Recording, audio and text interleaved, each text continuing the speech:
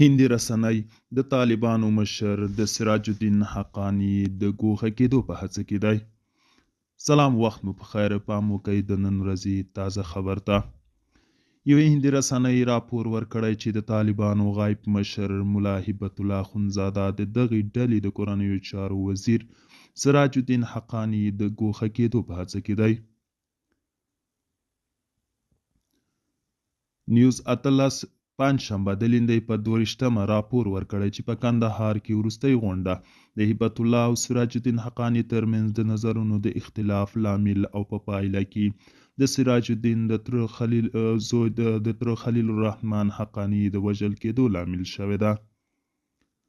د راپور پر بنسټ د طالبانو مشر سراج الدین حقانی څخه غوښتي چې په رسنیو کې له حضور ډډه وکړي او د هغه اوامر ته غاړه کېږدي. نوموړې رسنۍ د خپلو سرچینو په حواله زیاته کړي چې له دغو اوامرو څخه د سرغړونې په صورت کې به حقانی بې صلاحیته او له دندې ګوښه شي.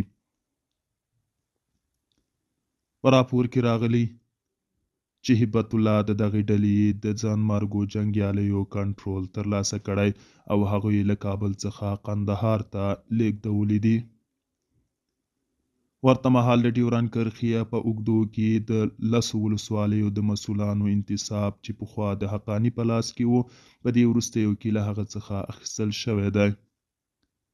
که څه هم داعش د طالبانو د کډوالو وزیر خلیل الرحمن حقانی د وژلو مسؤلیت منلی، خو داسې انګیرل کیږي چې هغه د سراج الدین حقانی او قندهار د اختلافاتو په پایله کې وژل شوی دی.